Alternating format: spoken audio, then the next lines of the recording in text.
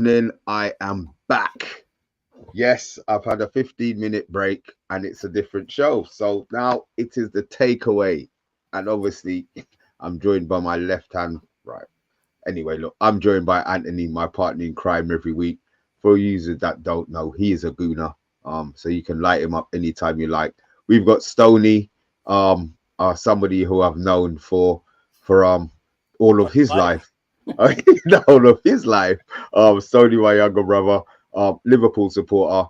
I suppose we don't really have too much to cuss him about, to be fair, but you can light him up. And obviously, Jeff, paid up member of the agenda.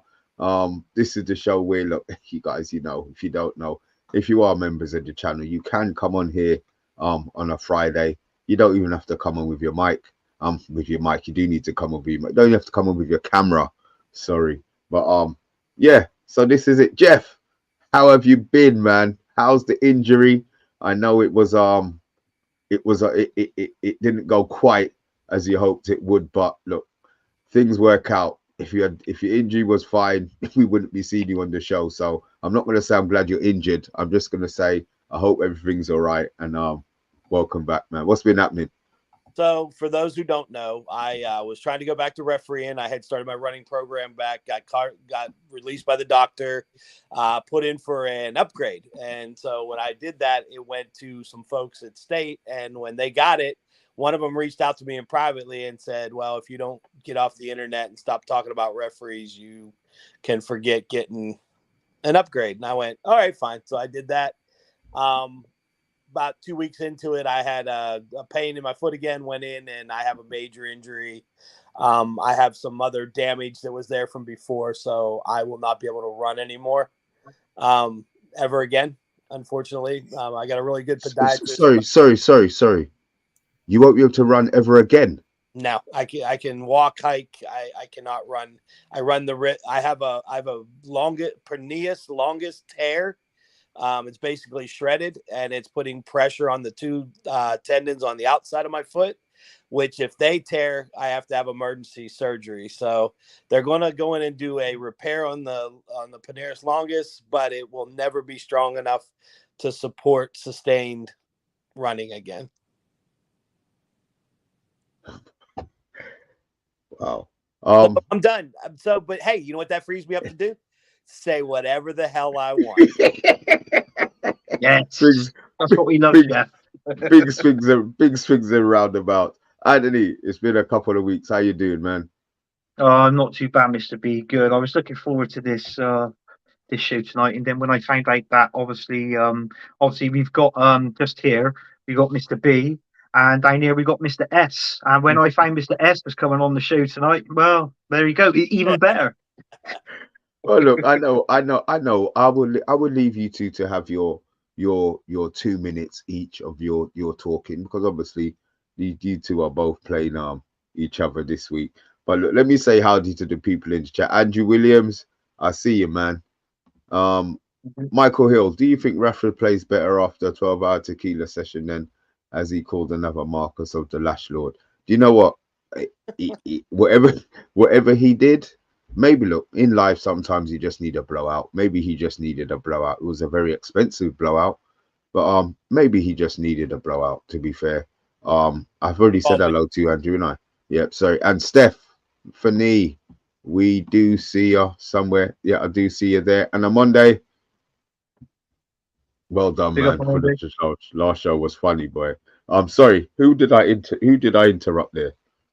I said, no, we all need a blowout once in a while, right? We've all been there.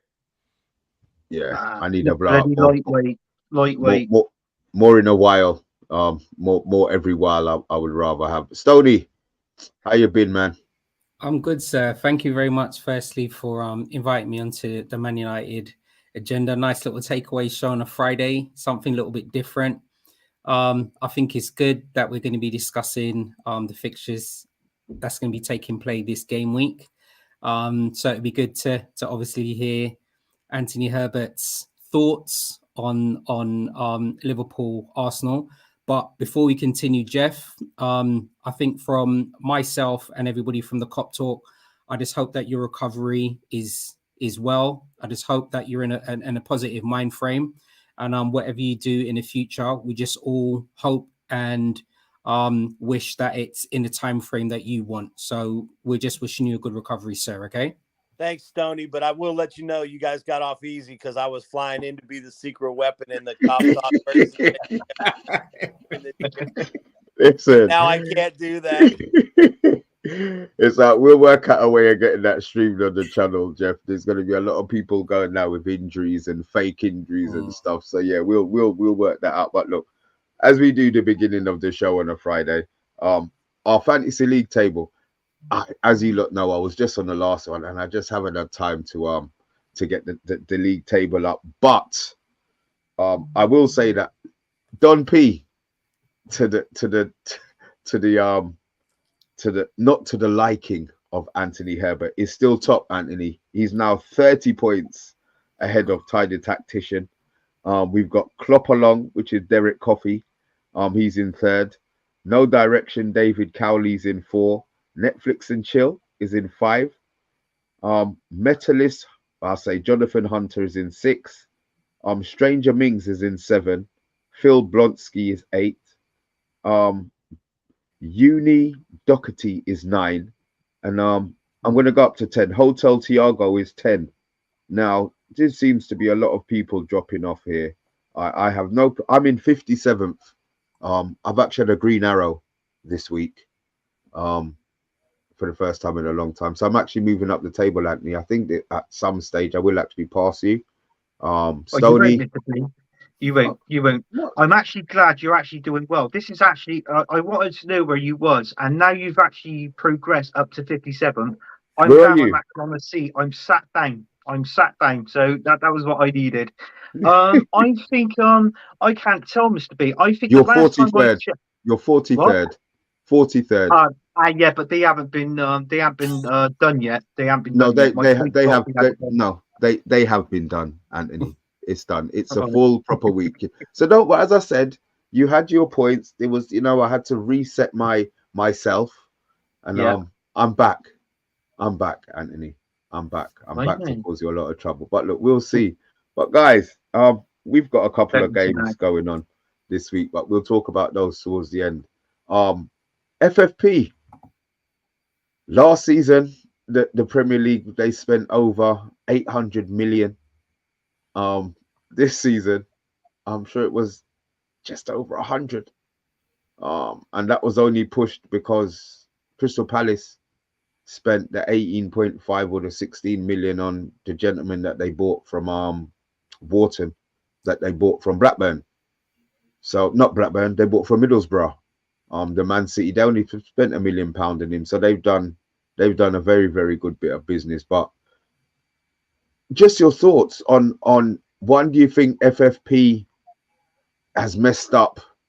I mean, look, Man United probably could have done with buying a player, but we didn't have the money to do it anyway, and we never do it. But obviously from Anthony and you there, Stoney, and Jeff, obviously we'll have the conversation, guys in the chat. Do you feel that the window not being able to spend money means that the movement is going to be a bit more organic from now until Christmas, from now until the new year? Are we thinking that, FFP, everybody's saying, no, FFP is a complete waste of time. Nobody spent any money. Surely every club can't be under those financial restraints. Jeff, what do you reckon? I'm fed up with FFP. It damages. It's like a lot of things in this world. It damages the poor and fails to punish the rich. We see the guys with the most money never seem to get punished, and those who are middle table down, they get points deductions and other penalties for even the smallest infractions. It's not fair. It's not a fair system. Stone? Yeah, I can only agree with Jeff on that. I think it's more about how big your lawyers and your accountants are in fair due. I think there was a few seasons back when it was clear that there were some irregularities with Man City's way in which they were purchasing players, how they were bringing in their sponsors, and and XYZ. But really what it boiled down to is when it came to Man City managing and going up against the powers that be, Man City had way more lawyers and way more solicitors. And for me, that's what it boiled down to. The fact of the matter is, it's clear that Man City have been using their I'm trying to think of the way in which, so we don't get your channel shut down, Mr. B. But they've been unsavory and they've been able to get away with it. And then you're obviously seeing that the likes of Nottingham Forest and Everton have already had the 10 points deduction. Yeah, I just think it's unfair, to tell the truth. If you're going to have FFP, it has to be the rules and regulations have to be the same across the board for everybody, and not just for the likes who have the money and who can actually threaten and put the powers that be in a corner. So, listen, I support I support Liverpool. I don't want anything to happen with Everton. I don't think it's fair, to tell the truth, but we'll watch this space. Just a couple of messages here, comments here. Unsustainable, irresponsible spending has been made more difficult, but there will always be ways around it. Well, it doesn't look like anybody works it out. Even Chelsea, doing all of their bandoolies with their 8-year contracts, were still screaming FFP. Bathtime's just saying, look, remember to like the video. Anthony will wear a tighter shirt next week. So guys, if you don't want to see Anthony in an even tighter shirt, look, make sure you hit that, you like that video. Was there anybody, Anthony, that you were looking at? Because like I said, it's crazy. So much stuff happens with Manchester United. I really don't have time to focus on any other clubs. What was were you linked with players? Are you disappointed that there was any players that you thought that you should have bought? And this is to you as well, Stoney, when Anthony's finished. Yeah, I mean, obviously, you know, it all went totally out of control. I mean, there was a link saying that we was linked to Benzema. I mean, come on, let's be honest. I mean, with his wages, that is going to be extortionate there on a 6 month loan. I think with Benzema going over to, like, you know, I think it was Saudi. Obviously, he went to. Rumors was he was on something like I don't know. I think it was like a million pound, even more. It was extortionate money, and we were like, well, we can't afford this. I mean, our dearest player on our wages, well, obviously on the Arsenal books at the minute, is Kai Havertz and Saka, which possibly right there they're on the 200 I think it's about 280 grand a week. So, you know, that's what that is. With Benzema coming in, that most probably would have shoved us straight into what we were talking about, FFP. In all fairness, there was Pedro Neto we was interested in. There was a guy playing over in Germany for Boniface, if I'm right by saying his name. Boniface, yeah. We were linked to him. We were linked to quite a lot of players. And listen, being Arsenal, we knew nothing was going to happen. And I just got to be honest with you, Mr. B. Personally, in my point of view, this was the worst transfer window ever. I've got to say it. It was the worst one ever. I think there was more movement in my underpants, if I'm honest with you. And I just feel it was absolute rubbish. You know, there was nothing there. I mean, what was the main one? I mean, I think everybody was talking about this player, obviously from Blackburn Rovers. Wharton, yeah. Yeah. Crystal Palace. That Crystal Palace, that, in all fairness, that seemed to be the main attraction on the transfer deadline day. So, you know, and if it was that, then, you know, it explains it itself as a rubbish window. But going back to FFP, what you said, first of all, we know it's obviously Everton and Forest has got done. They was chatting to another guy on there, and apparently the other 18 clubs, they were saying that we were all close to FFP, but we just managed just to scrape out of it. So, you know, what the whole Premier League, the whole Premier League, 18 teams were that close towards FFP knocking on the door, basically, but we managed to get out of it. They're saying that the accounting's coming out from the final COVID period, and that's what's everybody is because they thought they were able to take more losses that wouldn't affect player transfers in the 2 years after the COVID lockdown, and they were wrong. The way that the accounting came back, they weren't able to take a quarter of the. That's where we got in trouble. We weren't able to take the quarter of the losses to apply back to new players that we thought we were going to get, which ends the rubbish transfer window. So do you think that that's going to affect the summer again, or is it does the summer reset? Because I know I was listening bits and pieces about how the 3-year cycle works. So they take away the last year. So this would be the last year that the COVID finances were in. So then the year after now. So from next season, people should be able to spend how they want again. Is that right? Yeah, like a clean slate. Yeah. Yeah, and not so much how they want. You're going to see a lot of offloading of players. Anybody who thinks they can get a decent amount for somebody, there's going to be a lot of movement. You're going to see a shuffling of players in the various leagues, and it like Anthony said, I think the biggest thing that happened in this window was us sending Sancho to Dortmund on loan. It was the biggest for us.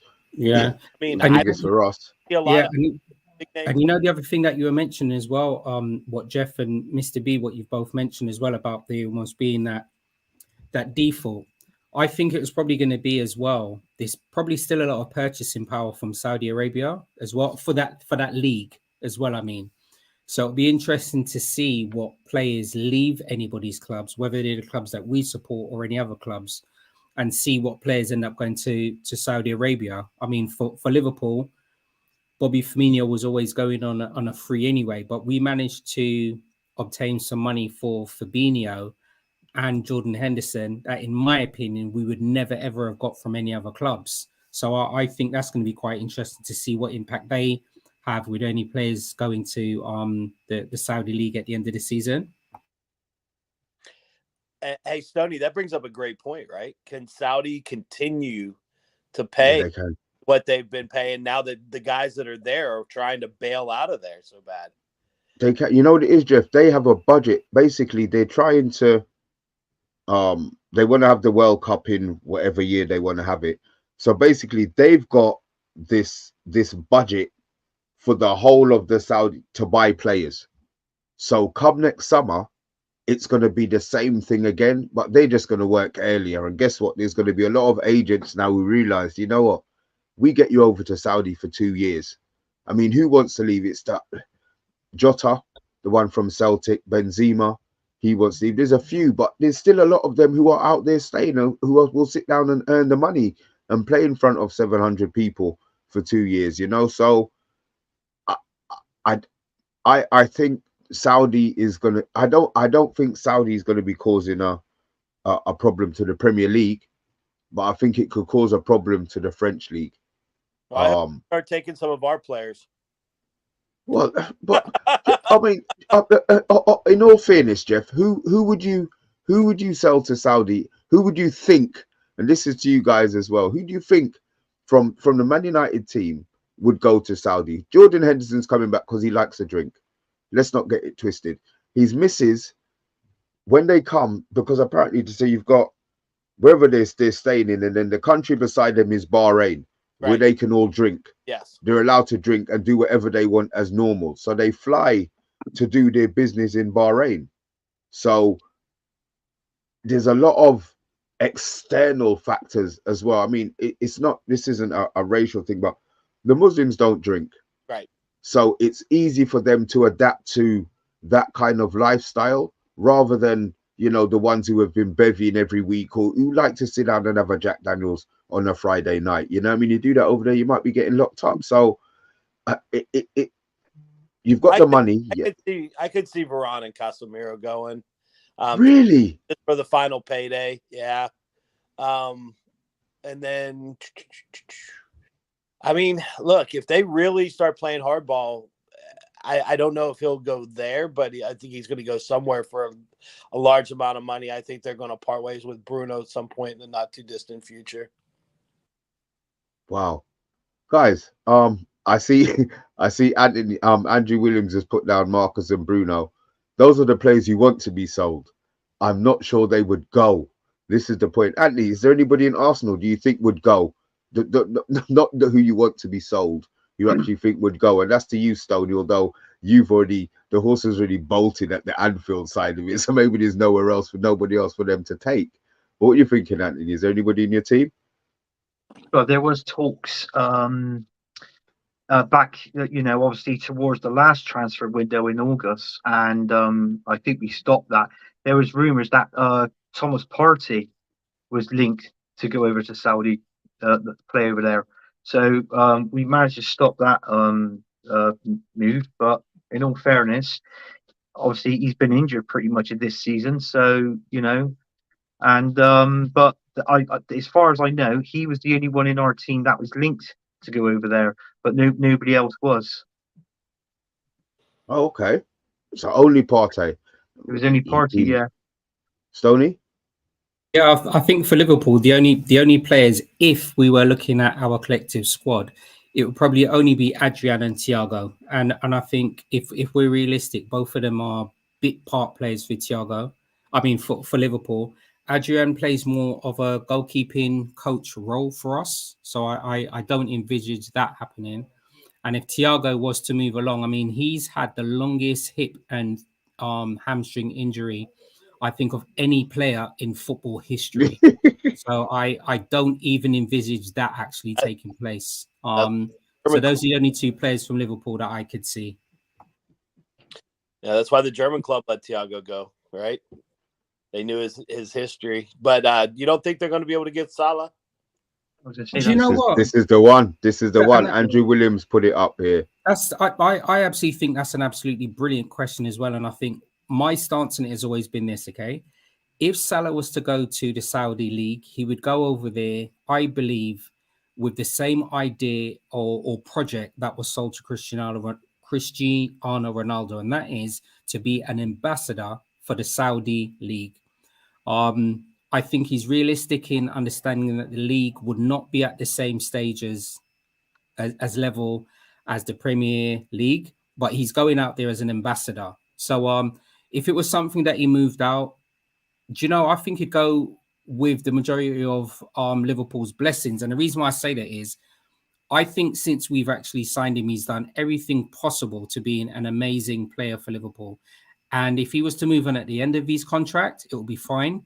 If he was to move on at the end of the season and we were to get between 10 or 80 million pounds, it will be fine as well. He's come and he's been an amazing player. And I think I have to be honest, all players at some stage move on.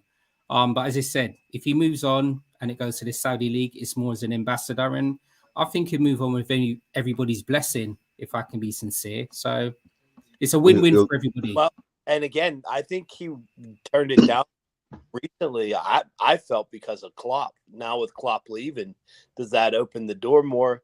And the only other thing I saw online is somebody asked the question, and I don't know. I know he's Muslim. Is he Shia or Sunni? Because sometimes that has an effect as well. Definitely, and I think he'd probably weigh up, his cultural and his religious beliefs and how he'll be able to make that transition from here to out there as well. But I also believe as well that the Saudi League, they'll be able to make an adjustment for Salah, and not just Salah, any of the other players out there as well. But as I said, I think it's just more about the project. It's a project right for Salah because let's be honest, I have no idea how much money he's on after tax in his country.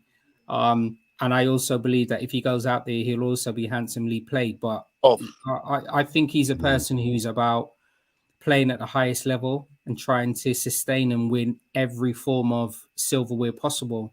But as you said, we never ever know what's presented to players and their families. But as I said, if he goes, I think he'll go with everybody's blessing. We've got a couple of comments on here. We'll go to sorry, go on, Jeff.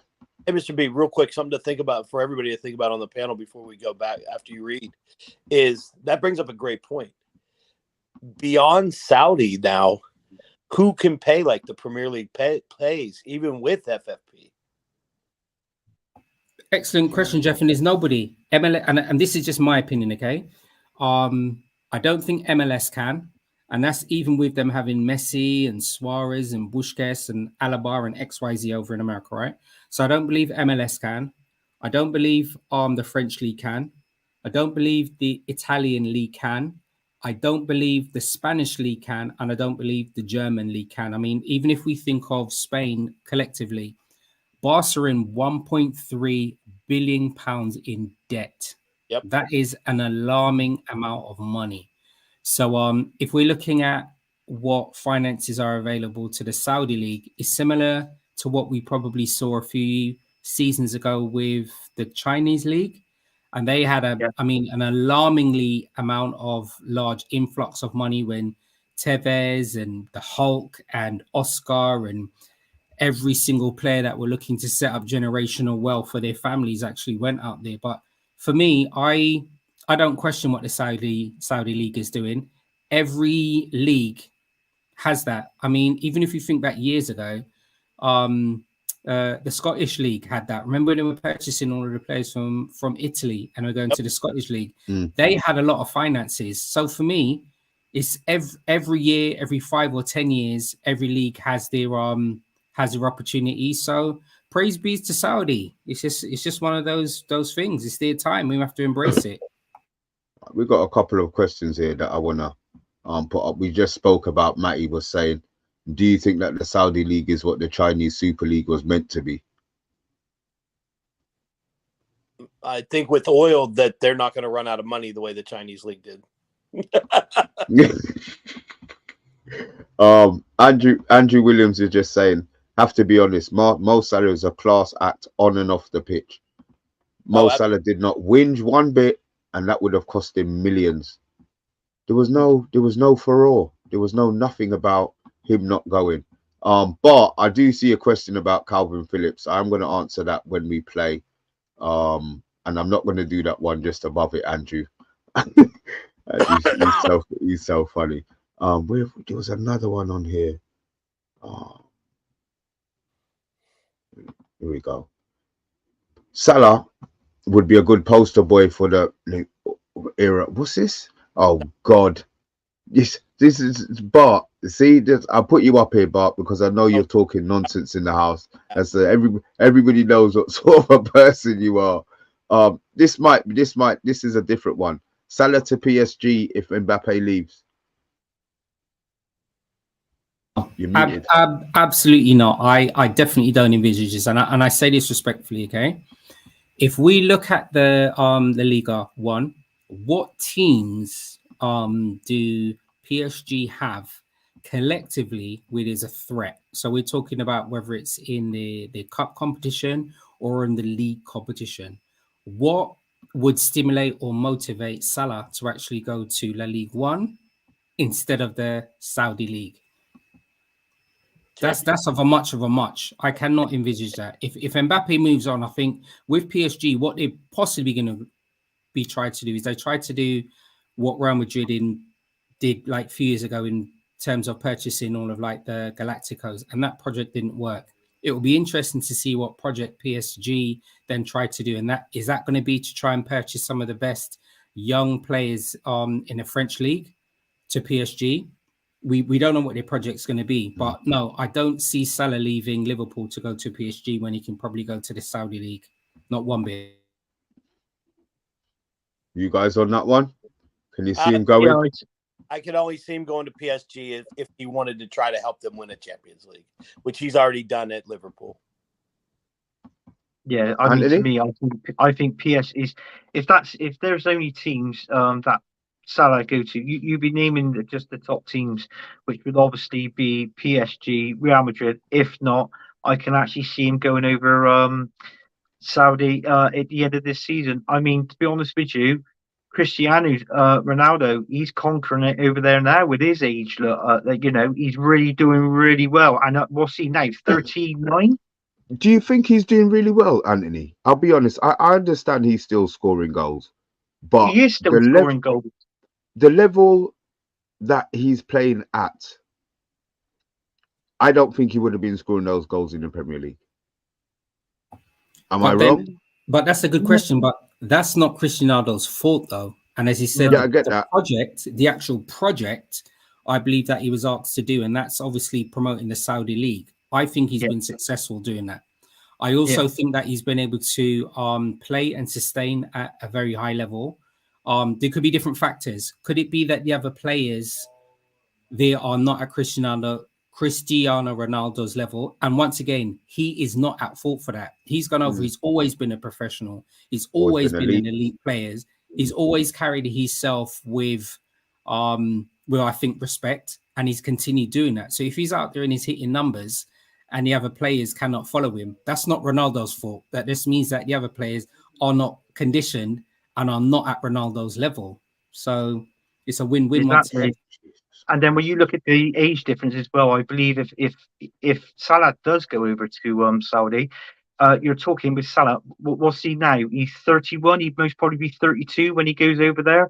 So obviously, with the age difference between both of them, because I think Ronaldo was 37 when he went over there roundabouts.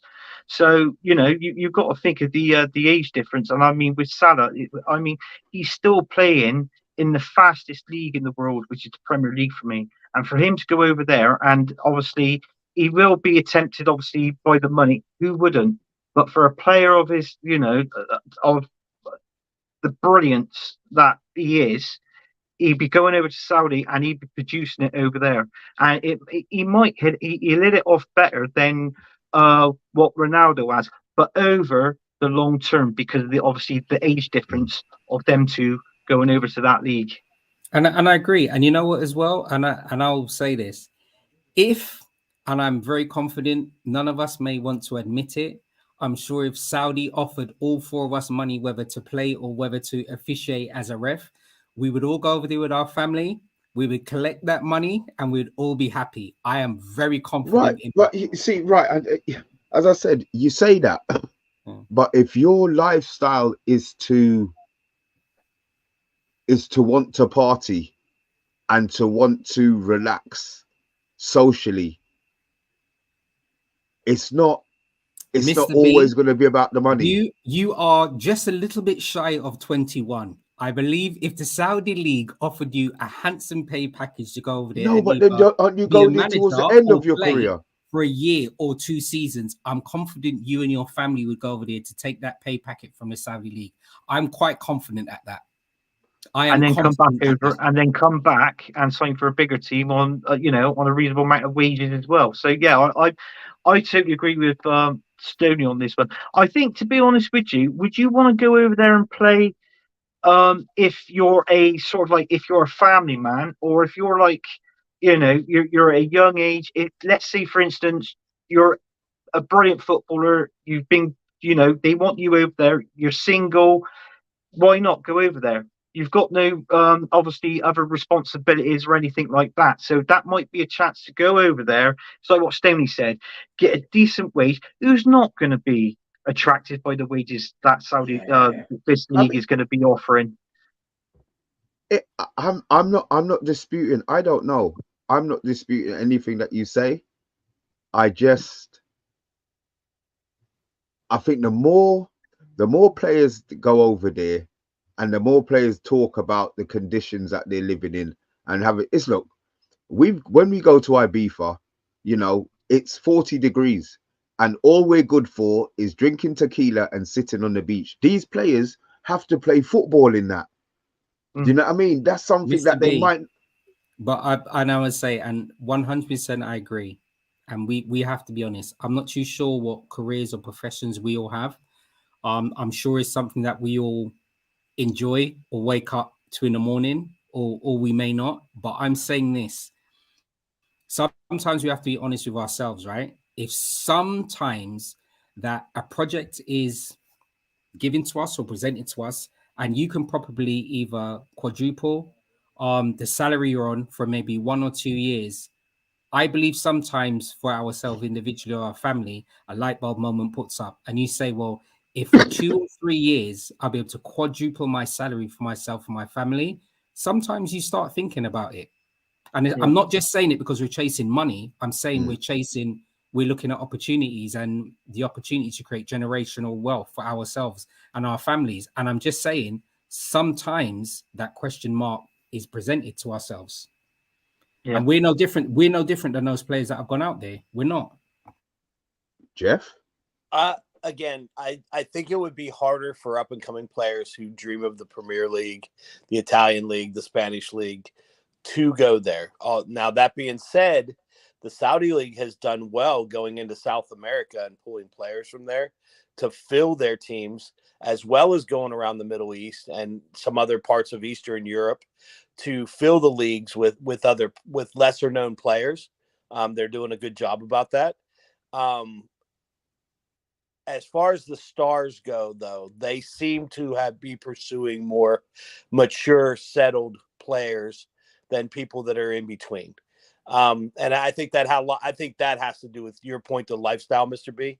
I think when you're at a certain level, at a certain age, and you're already a superstar, it would be harder to go to Saudi and live in those conditions than it is for someone who's not as well known or for a mature senior player to go there. Okay, well, this is an interesting one from Bart. But Salah Ronaldo already have generational wealth. He can handle the heat. He's Egyptian. I can see him going to the MLS at 34 as a DP. What's DP? Designated player. Okay. Yeah. But you see even with that, that is such an excellent reply from DP from Bart. Generational wealth to us may be different to generational wealth for those players. So I'm only giving just an example, all right? We look at some of the way in which Mane has decided to use his wealth and his finance and XYZ to his country. That's completely different as well. So we're talking about land purchasing. Oh, Andrew. We're talking about building schools, hospitals, and stuff like that. Oh, goodness gracious. Andrew, yeah, Mane could do a lot more with his money if he got Saudi money. Oh, God. Oh, God. Oh, Andrew, oh, God, maybe I need to think about the questions I asked the people in the chat, man. Sorry. Real quick, just so people know when they're bringing up the MLS too, designated players get a higher wage in the MLS, but all of the money, the real money, the money that Messi and Suarez and those guys are making is all from commercial deals. That's where they're making their big bucks. So it is. So they get paid. So what is it? They're getting paid twice? They get paid their salary, whatever it is, couple $1 million, $5 million a year. 10 million, I think, is the top players. But then the teams have set up commercial deals for them through Nike and Adidas and Google and whoever else. And they're paid spokespersons. They do advertising for them and show up at their events and stuff. And they make hundreds of millions of dollars for doing that. Yeah, and just right, because even with Messi going to MLS, he had part of his package in terms of finance and promotion was with Apple TV. Yes. So if anybody does have Apple TV subscription or access to that, you'll see all of the features and XYZ with there as well. So, and it is good. I've have access to it, and yeah, the content is good. Personally, I think it's very good. Ted Lasso. I haven't even got that. And I live in Dubai. Oh, so I thought that's Bristol, Dubai. Yeah, just south. So yeah, Dubai, south of Bristol. I got it. Yeah, I know where that is. Yeah, I know that one. It's a little joke between me and Stoney. That's what it is. How they're getting a lot of these players up the U.S. is it's not the pay from the club. It's the commercial package. We've got a question from Matty Bassett, Nev. Listen, you see in life, anything happens. Especially if you play Football Manager, you can do an edit and change Klopp to Ted Lasso. I think that's the closest. that will happen in real life. And Anthony, we found your address. The buy on Avon. Yes, exactly. Well done, Andrew. That's what we were trying to get. I like that. It rolls off the tongue lovely. Buy on Avon. Oh, guys, look, we've had our little chat. I don't want to. I can't really go any further now. We've got a couple of fixtures. We've got a few fixtures coming up this week. Obviously, our fixture ended with one of the greatest goals that I've seen from an 18-year-old in a long time. As I said on the show, I think he curled the ball past 130 players, and it nestled in the box. Mainoo. That week, that closed the week. We now start in the week again, but look, we've got Stoney on and we've got Anthony on. I think it's only fair, as you two are going to be playing after the main game on Sunday, Man United versus West Ham. I just want to know your thoughts on your game. The floor is yours. If you want to go back and forth, you can go back and forth. If Stoney, if you want to talk for 12 minutes, please don't. Keep it very, very short. And Anthony, talk sense. So yeah, guys, the floor is yours. I think it's one of those stuff. And as he said, listen, I'm grateful that you've allowed me to come on your show, and I've come here in peace. I think sincerely, I'm honest.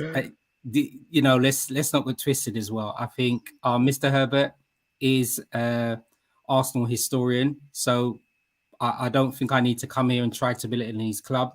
They've done what they've needed to do historically, and the data and the history is out there. Where I am from currently in terms of Liverpool, I'm confident that we're going to be going to the Emirates and we're going to be winning 2-0. History has shown that anytime we go to the Emirates, we either win 2-0 or 3-0.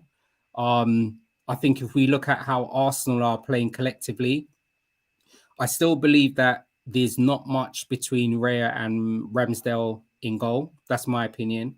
I think the partnership with Saliba and Gabriel has to be respected. That's my opinion.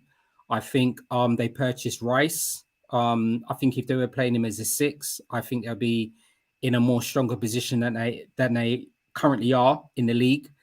Odegaard, an amazing captain. What he's been able to bring to that game is going to be interesting. They've obviously got Saka, Martinelli, XYZ, all of these other players. I think the only player that I don't want to play over the weekend is Trossard. I think when he comes on, he's an impact player. I just hope that he has no game time. He's the only player that I do not want to play over the weekend. But other than that, you've got Jesus, who runs around with his flag like he's at Notting Hill Carnival, doesn't do anything. You've got Nketiah, who's really not the guy. So I think in terms of this fixture over the weekend, I'm looking forward to it. I'm relishing it. If anything, and I'm going to be honest, there's more pressure on Arsenal going into this fixture. There's way more pressure on Arsenal, and that doesn't matter whether Liverpool are sitting at the top of the league. We're going to this, coming into Emirates, smoking cigars. So 2-0, I'm putting it out there. I said it on Cop Talk, and I'm coming on your show, The United Agenda, to say we will be victorious at the Emirates at 4:30 on Sunday. Over to you, Mr. Herbert. Right, Mr. B, I also do, same as Stinny, come in peace, and I will talk sense. Right? Do you know what? I'm looking forward to the game. Obviously, Stoney explained it with the Emirates. When he comes over there, they win 2-0 or maybe 3-0. With Arsenal, you think they might have a slight favour because obviously with it being at home at the Emirates, right? That's what you most probably would say. But I've noticed over our last 2 games, we beat Crystal Palace 5-0. I thought we were poor in that first half. Do you know what I mean? And if it wasn't for Gabriel at the back, the centre back, getting those 2 goals, then I don't think we would have won 5-0. It was a Palace team that didn't show up. We should have destroyed, and I mean destroyed, Nottingham Forest. I mean, who has 80% possession in the first half and can't score a goal? Arsenal. But there you go. Right. So, in all fairness, I've said that about my team. Stoney's absolutely right on Eddie Nketiah. I wouldn't want him in. I thought he was actually going to go to either West Ham, Palace, or Fulham. That was the three teams that was interested in him in this window. So I would have loved him, Eddie Nketiah, to have gone. Trossard, I think Trossard will be playing in this game. But what, start? You think he's going to he start? might start. He might start. The only player, because what it is, the reason why we're predictable. Arsenal now are so predictable. Ten Hag can read the way how Arsenal are going to play. Klopp can read the way how Arsenal's going to play. All teams can read Arsenal. Arteta's got a plan A, but he doesn't have a plan B. And then when we bring in our subs, it's like a like for like. So if Martinelli comes off, Trossard's going to come on. If Jesus comes off, who's going to come on? Eddie Nketiah. So is all this like for like, and I don't think you've got.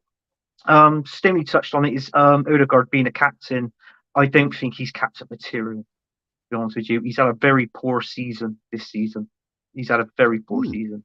The best player on that pitch, but actually I can name three decent best players on that pitch, is our two centre backs and Rice. Because you've got to look what Rice got working with him in that midfield.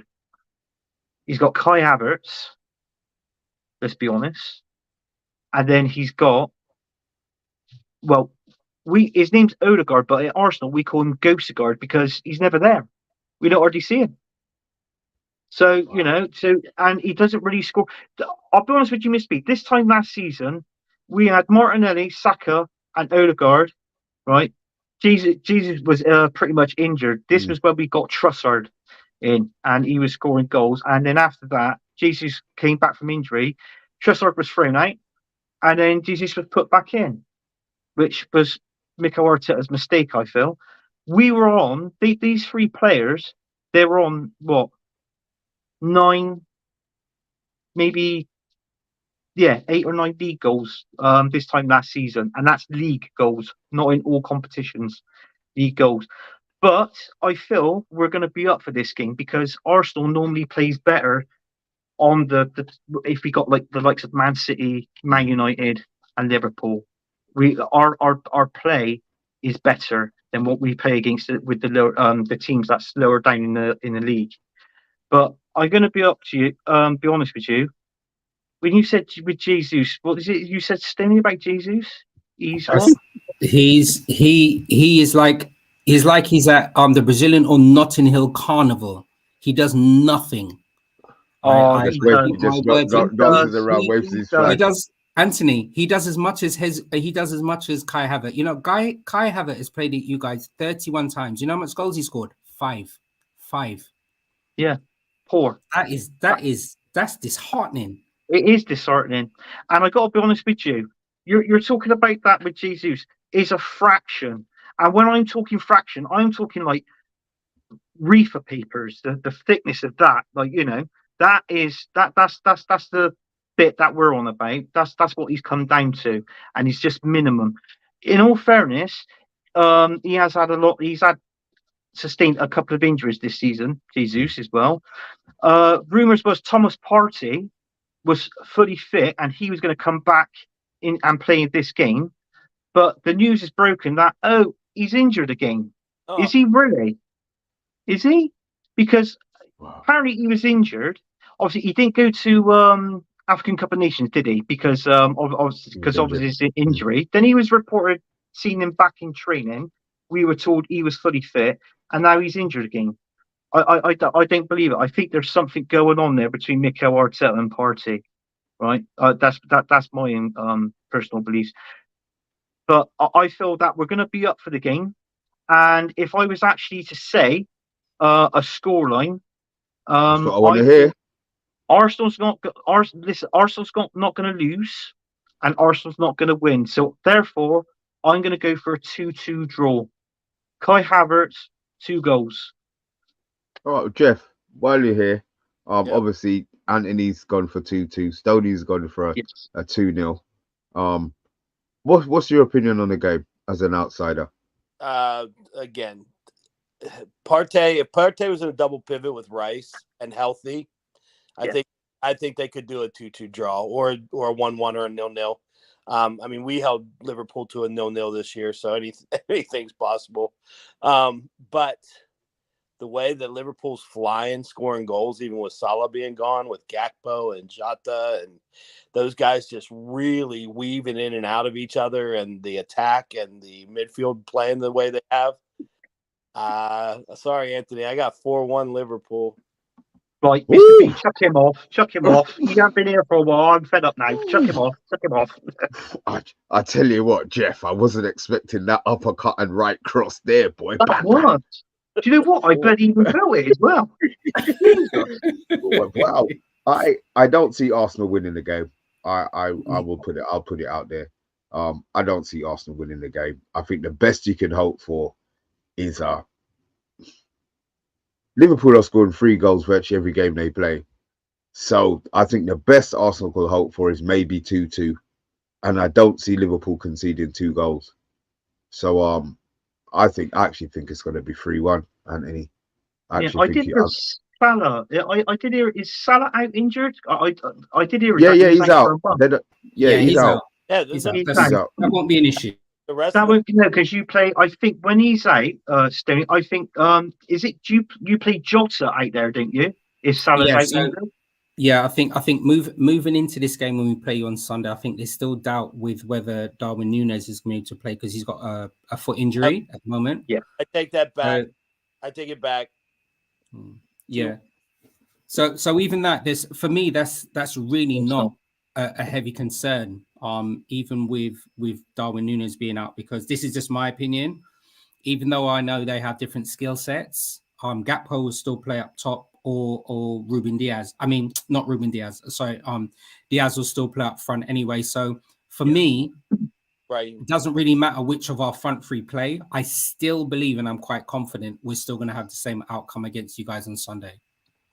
Exactly. I can't see Núñez scoring. He's terrible, isn't he? The Núñez. Yep. He's a class player, but what I'm trying to say is he doesn't really. I mean, for the guy of his caliber, you would have thought he would have been on more goals by now. I'm sorry, but and the amount that you paid for him, he is a little bit poor. But he's been averaging 2 assists a game. Is that what he's on? 2 assists a game. Yes. So with him out, I'm going 2-1 Liverpool. You're still going for the win. You're still going to go for the win. Oh, well, there you go. Look, and I'm going to go for Liverpool win. So, look, that looks like you've lost this one, Anthony. I have no preference to who wins or who loses. I just hope that it's a great game, as it's going to be after R1. Before we do shoot off, though, we've got West Ham. I want to get you guys' opinion on that. Obviously, Jeff, you being the United guy, I want your opinion on the game and a score prediction, and then Stoney and Anthony as well, if I can get a follow-up for you. Well, I hope Calvin Phillips does exactly what he did against Brighton and give us a goal early in the match. And again, like I said, the way that we're playing right now, we're not converting the chances that we're getting, whether it be a cross for a tap in or one-on-ones with the keepers. If we can ever click the way that we should, the goals are just going to pour. With that being said, the way that we've played the West Ham the last couple of times have been pretty tight, but I still see it being 3-1 United. See, Jeff, that was my score. So as I said, we're like, we're like a black and white twins. We always see our brains, always works out. Am I allowed to say that? I'm allowed to say that, ain't I? You are. Oh, yeah, it's too late now. I've said it anyway. How's that? Allegedly. Yeah, how's that? Sorry. Yeah, go on, Tony. I think you two. I think if you woke, I think you're both eating your cornflakes there. I'll be honest with you. I'm not lying. I'm not lying. Stoney, I hope you don't mind. Did you want me to go first, and then you can have your say on this game after? Yes, please. Yes, go ahead. You look at the standard of what West Ham got and what Moyes have done with them. They bought Calvin Phillips. Obviously, that was to basically that was to get an extra player in, and I mean a good player at that. I mean, I know Pep didn't play him because after the think it was the World Cup. Pep thought that Phillips put on a bit of weight and he wasn't there for match fitness. But obviously, he's going to be playing and featuring. He's going to do a job. You got Paulette, you've got Bowen there, you got Kudos there as well. I mean, these are really good players that West Ham's got, and we've actually seen them fly this season. You know, I mean, they're up till. Are they sixth in the league? Yeah, they're Still? point. Yeah. Bye-bye. Yeah.